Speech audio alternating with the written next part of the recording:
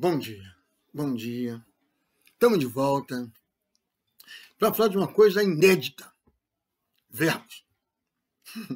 Vamos continuar no verbos um pouquinho, porque se vocês pegarem a apostila, tem um mundo ali. Eu dediquei muito tempo ao verbo. Mas eu não vou dar o verbo de uma vez só. Eu dou um pouquinho, depois eu paro, dou outros assuntos, depois eu volto no verbo. É assim que eu vou proceder. Então eu vou esticar mais um pouquinho. Vozes do verbo. A voz, você sabe qual é a voz do verbo? Grave, é uma voz aguda, melodiosa. Não, não é nada disso. O verbo não tem boca. Vozes do verbo. Se a voz ativa, voz passiva e voz reflexiva. Vocês sabem isso. Vocês sabem isso. O que é voz ativa? A voz ativa quando a ação é praticada pelo sujeito. Já estudamos isso. O homem plantou uma rosa. Voz ativa. Quem plantou? O homem. Voz ativa. Passiva. Quando a ação é recebida pelo sujeito.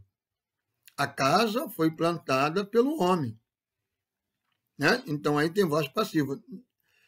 Não vamos esquecer daquela voz passiva sintética ou pronominal. A casa foi plantada. Não, planta-se a casa. Oh, meu Deus do céu! Planta-se a casa. Voltando. Voz passiva. A casa foi plantada pelo homem. A rosa. Deixa eu parar. Voz passiva.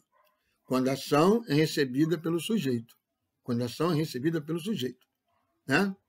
Ou seja, a rosa foi plantada. Não foi a rosa que plantou. Pelo homem. Então, a rosa é o sujeito paciente. Não esqueçam da voz passiva sintética ou pronominal. Seria isso. Plantou-se a rosa. Né? Plantou-se a rosa. E a reflexiva? É um espelho. Põe um espelho assim, o que você vai ver? Eu estou aqui, eu estou me olhando aqui. Né? É um espelho, um espelhozinho. Então, o meu reflexo. Você é o agente e você é o paciente. Maria feriu-se. Maria feriu ela mesma. Então, tem voz ativa, voz passiva e voz reflexiva. Tá? Então, isso acabou. Pronto. Está esgotado. Vamos para as formas nominais do verbo. Formas nominais do verbo. Tudo isso está lá na apostila. Vão preenchendo. Está lá no verbo. Logo a seguir, tem voz do verbo. Vai lá. Entendeu? E formas nominais do verbo. O que são formas nominais do verbo? O que são formas? São verbos que se comportam como verdadeiros nomes. Quais são os nomes? Adjetivo, substantivo e advérbio. São considerados nomes da gramática, o nome da língua portuguesa. São os nomes. Então, quando os verbos funcionam como nomes, como adjetivo, como substantivo, como advérbio. Está lá. Por que nominais? Porque desempenham as funções de substantivo, adjetivo e de advérbio. Escrevam lá. Porque desempenham as funções de substantivo, adjetivo e de advérbio. Então, quais são as formas nominais? Escrevam lá. São 3 as formas nominais. 3, ó. Infinitivo, gerúndio e particípio. Infinitivo, gerúndio e particípio. Agora, por que eles são nominais? Vai entender. Vamos lá. Infinitivo. O infinitivo é o processo verbal em potência. Né? Exprime a ideia de ação. Processo verbal em si mesmo, sem nenhuma noção de tempo e de modo. Não tem tempo, não tem modo. O infinitivo, cantar, falar, partir, é o verbo em potencial. O verbo, qual é o verbo? Cantar. Verbo cantar. Eu não estou conjugando o verbo cantar. Né? O infinitivo, ele exerce a função de substantivo. Que coisa interessante, né? Substantivo funciona como substantivo. Olha lá. Correr faz bem à saúde. Gostoso é amar. Correr. Então vamos substituir. Tudo é substituição. Em vez de correr, eu vou botar banana. Banana faz bem à saúde. Em vez de amar, vou botar sorvete. Gostoso é sorvete. Tá vendo? Então, substituir o verbo por substantivo. Eles estão exercendo funções que normalmente são exercidas por substantivo, ou seja, sujeito, objeto direto, predicativo do sujeito, né? Correr e amar, então, são verbos que funcionam como substantivos. Repare aí nessas frases. O meu cantar é triste. Este viver não é viver. Qual é a palavra que tem esses determinantes? Qual é a palavra que eu posso introduzir um artigo? Né? Eu posso introduzir um pronome antes dele? Só pode ser o substantivo. Né? O seu cantar é lindo, o meu cantar é triste. Este viver, ou o viver, é mais do que viver. Olha que coisa linda. Então, se eu pus determinantes, o que são determinantes?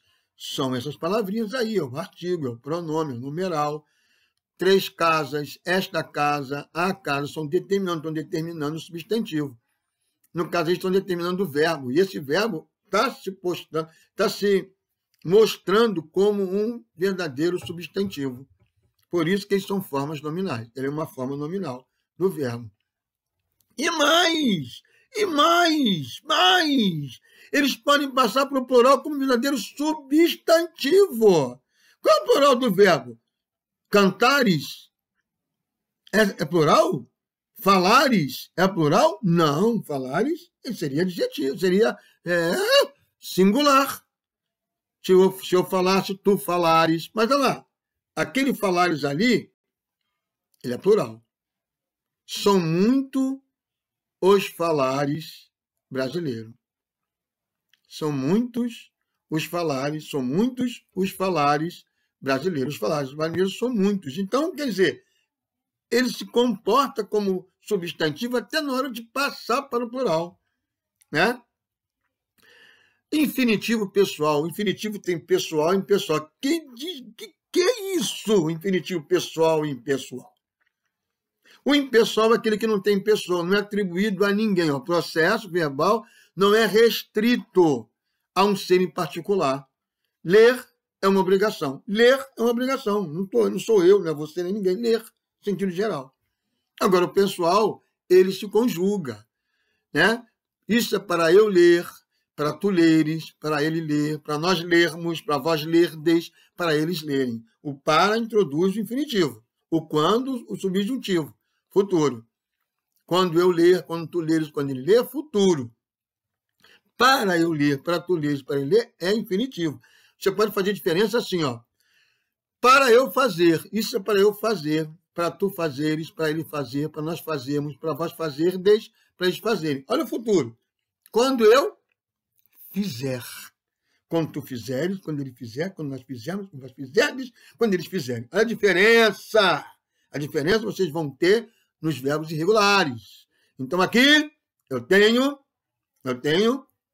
um infinitivo pessoal. Isso é para eu ler, isso é para tu leres, hein? Isso é para tu estudares. Isso é para nós estudarmos. Está em infinitivo. Entendeu? Esse é o pessoal. O particípio, para nós, só ficou o particípio passado. Tem presente, tem um futuro que ficou lá atrás no latim. Não vamos estudar isso, né? Porque é complicadinho. Mas o particípio passado existe. E ele se comporta como adjetivo. E é um adjetivo. Por exemplo, o trem está desgovernado. Olha só, o trem está desgovernado. Está desgovernado é uma locução verbal. Uma locução verbal. Mas desgovernado é uma locução verbal que se comporta como adjetivo. A moça está desesperada. Olha só. Né? A moça está desgovernada. Olha só. Ele vai para o feminino. Se eu tirar o está, tirar o verbo, o trem desgovernado descarrilhou. Olha só que coisa. Então, ele é um verbo, é um particípio passado, se comportando como um verdadeiro adjetivo. Mas é verbo e adjetivo ao mesmo tempo. Tá? Aqui, desgovernado é adjetivo. Repare que os particípios se flexionam em gênero. Também eles se reflexionam em gênero. Enquanto o verbo, no infinitivo em número, aqui em gênero e também em número, né? Os trens estão desgovernados, as mulheres estão desesperadas, né? É isso aí, meu filho. O negócio é sério, é sério. Olha só, ele tende a concordar com o substantivo. Por isso que ele é um substantivo, por isso que ele é um adjetivo. A carroça está desgovernada. Verbo não vai para o feminino. Verbo não vai para o feminino, não existe gênero no verbo. Mas ali, afinal de contas, desgovernado é verbo ou é adjetivo? Isso é uma locução verbal, está desgovernada, ou é um predicativo do sujeito? Vai pensando, vai analisando isso. O português não é bravo, mas isso aí não tem importância. Entendeu? Agora vamos para o gerúndio. Entendendo que o infinitivo é o R, cantar, falar, partir, né? O particípio é o DO, cantado, falado, partido, estudado. E o gerúndio tem um N, então é NDO. É um processo, olha só, indica um processo em curso ou prolongado. É um processo, né? Estou comendo agora. Eu não comi, não, estou comendo. Estou comendo, é um processo. Entendeu? Que vai se estendendo, meu filho, vai se estendendo ao longo do processo aí, né? Esse é o gerúndio, a ideia do gerúndio é essa. Eu botei isso é uma coisa interessante. O gerúndio mais o particípio tem valor de processo já concluído. Olha só, aí tem gerúndio, tem particípio, ó, tendo falado e tendo é gerúndio. Falado é particípio. Saiu aborrecido, ele já falou. Tendo falado, já falou, ó, acabou. Né? Agora, pode desempenhar a função de advérbio ou de adjetivo. Um ou outro. Olha só, olha o exemplo. Atua com verbos nas locuções verbais. Estamos esperando o mecânico. É verbo. Estamos esperando o mecânico. Espero o mecânico. Locução verbal é isso. São dois verbos com sentido de um. Você pega os dois verbos e substitui por um. Qual? Esperando. Estamos esperando o mecânico, esperamos o mecânico. Isso é locução verbal. Entenderam? Entenderam? Então, preste atenção aí. Vai vendo. Agora, como que ele funciona como advérbio? Por quê? Eu posso pegar isso na minha provinha. Entendeu? Na minha provinha. O atleta corria chorando. Corria é verbo. O que vem depois de verbo, nesse caso, é um advérbio.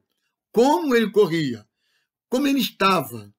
Né? Qual é o modo? Chorando. O atleta corria chorando. É o modo como ele corria, chorando. Mas também pode ser adjetivo. Olha só que coisa maravilhosa. Vi o atleta chorando. Repare que atleta é substantivo. Se atleta é substantivo, chorando não pode ser advérbio. Advérbio não gosta de substantivo. Não suporta substantivo. Então, eu vi o atleta chorando. Eu vi o atleta feliz. Eu vi o atleta triste. Tá? Então, isso é adjetivo. Como é o atleta feliz? Como é o atleta triste? Como é o atleta chorando? Chorando caracteriza o substantivo atleta. Entendeu? Outro exemplo que eu botei ali, ó, o tempo passando. Tempo é substantivo, logo passando é adjetivo. É um verbo adjetivo. Deu para entender? Deu?